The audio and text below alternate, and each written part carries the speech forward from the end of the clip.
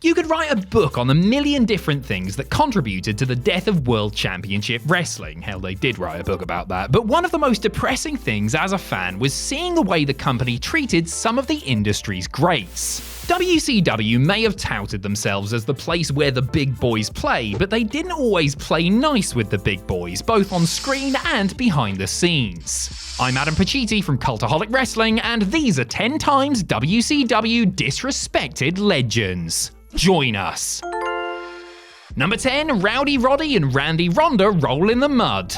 The most pushed act on the November 29, 1999 episode of WCW Monday Nitro was a mud pit. No surprise really, considering this was at the start of the Vince Russo era. Even less surprising was that the new head writer drafted in 2 former women's champions just to take the piss out of them and then throw them in the mud.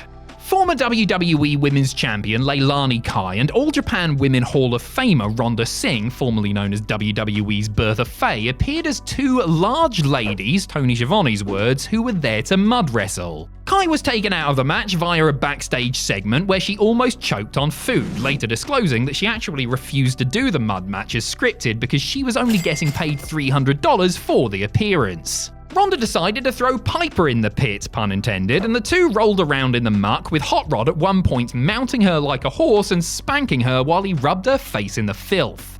Russo would later rant long and loudly about Turner's Standards and Practices Department, asking him to stop fat-shaming Singh on television because priorities. Number 9, Not So Great Muta. In the late 1980s, Keiji Muto, aka the Great Muta, blew the minds of WCW fans by unleashing innovative offense like the handspring elbow and moonsault, becoming a major star and working with headliners like Sting, Ric Flair and Terry Funk in the process. When he went back to his native Japan, Muto was a made man and would go on to have a legendarily good decade in the 90s. Though New Japan was his home, the Mistmaster would occasionally venture back to WCW, where the NWO Japan member was treated as a big deal. Unfortunately, when he went back to WCW for a longer run in 2000, things were very different because Vinnie Rue was in charge. Russo made it very clear that he didn't see what value Japanese and Mexican talent brought to broadcasts and proceeded to waste Muta, who, to play devil's advocate, was past his best and didn't seem especially motivated at the time. The Nadir was the former IWGP Heavyweight Champion doing a 45-second job to Tank Abbott, who pinned Muta with 1 foot on his chest after decking him with a punch. Number 8, burying Ric Flair, literally. A 16-time world champion with a legacy and body of work that few, if any, could hope to match, Ric Flair nonetheless found himself being far worse than his record and reputation would have warranted during WCW's final years. Let's see, there was the fake heart attack angle he was asked to do, there was the lost to Eric Bischoff at Starrcade 98, there was the time he got sent to a mental institution, there was the time Vince Russo shaved his head, there was the time he was forced to kiss a donkey's backside, there was the time... Look, there were lots of times, alright? On one occasion, Flair was literally buried in the Las Vegas desert by the Filthy Animals, which was quite the handy visual representation of what WCW were attempting to do to the Nature Boy via their inane booking. Slick Rick has been open about the crisis in confidence he suffered post-WCW and how he showed up in WWE feeling nothing like one of the profession's true goats because of how he had been disrespected. Number 7, Horseplay. On the August 25th, 1997 edition of WCW Nitro, Arn Anderson gave a powerful and emotional retirement speech, letting wrestling fans know that he was going to have to hang up his boots due to a severe neck injury. It was a captivating piece of pro wrestling television that left some members of the locker room in tears. 1 week later, the New World Order were sent out to send it up. On the next edition of Nitro, the NWO did a parody of the segment, with Kevin Nash, complete with fake beer gut and bald spots, cutting a harsh promo on the Enforcer, referring to him as average in every sense while alluding to his on-the-road alcohol intake. The segment, for what it's worth, was the brainchild of backstage producer and Arn's friend Terry Taylor.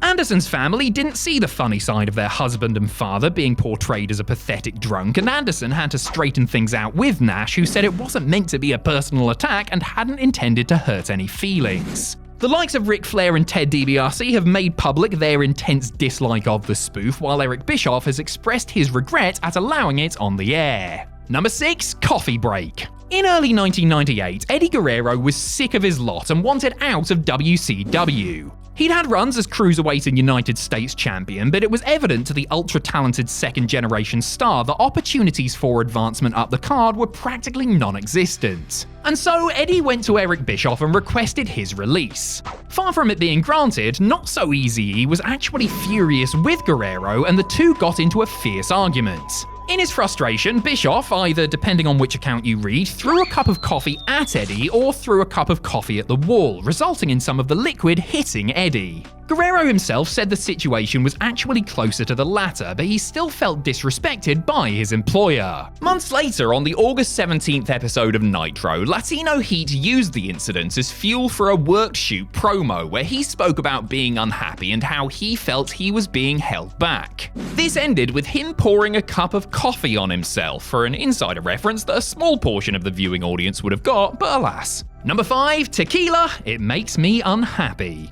Like the Great Muta before him, Jushin Thunder Liger showed up in WCW and blew people's minds with his state-of-the-art wrestling style and athleticism in the early 90s. He would pop back in every now and again as the decade wore on, but one incident from 1999 not only ensured Liger wouldn't be back, but did irreparable damage to the relationship between WCW and New Japan. On the November 29th episode of Nitro, Liger defended his IWGP Junior Heavyweight Championship against Juventud Guerrera. A decent match on paper, yes, but this was during Russo's booking tenure, and he had zero interest in presenting a good wrestling contest. Not only did the two men not get entrances, but the belt wasn't even shown on TV. The announcers talked about everything but the in-ring action, and after 5 measly minutes, Liger ended up losing after he was distracted by Brad Buzzkill Armstrong and Juvi smashed a tequila bottle over his head. Adding injury to insult, Guerrera broke his arm after messing up a dive to the outside. Liger regained the title a week later by beating Psychosis, and New Japan pretended this whole sorry episode never happened. Number 4, Slobber Knockoff. During WWE creative meetings, Vince Russo and his partner in crime Ed Ferrara would reportedly do impressions of commentator and talent relations chief Jim Ross, much to the delight of notorious bully Vince McMahon. It must have gotten such a positive reaction, or maybe Russo and Ferrara held such a grudge against good old JR, that the gruesome twosome made the impression a regular fixture of WCW TV after jumping ship. Ferrara portrayed Oklahoma, an offensive send-up of Ross, who, lest we forget, was an announcer for WCW for years before going to WWE. Not only did Oklahoma poke fun at JR's love of his home state and fondness for barbecue sauce, but Ferrara actually mocked the fact that Ross suffered from Bell's palsy, resulting in facial paralysis. WWE weren't above parodying the competition's talent, just look at Gilbert, but poking fun of a real physical disability was sickening and did not make for entertaining TV. Though Turner had the Bell's palsy facet nixed sooner rather than later, Ross still found the parody hurtful and considered it a personal attack, while Jim Cornette was so offended on his friend's behalf that he once tried to fight Ed Ferrara for real over the portrayal. Number 3, A Bad Day for Ray. While WCW may have done much to provide the lucha libre style of wrestling with a bigger platform, it's fair to say that they didn't always treat their masked wrestlers with the utmost respect. The mask itself, an important part of Mexican tradition and culture, was never viewed with reverence by those in charge, and the company made the decision to unmask Juventud Guerrera and Psychosis without much forethought. Eric Bischoff had wanted to take the hood away from Rey Mysterio in his classic mask versus title match with Eddie Guerrero at Halloween Havoc 97, but changed his mind at the very last minute and put Mysterio over instead. But it was merely a reprieve for poor Rey, who was ordered to take off his mask after losing to the Outsiders in a tag match at Super Brawl 99.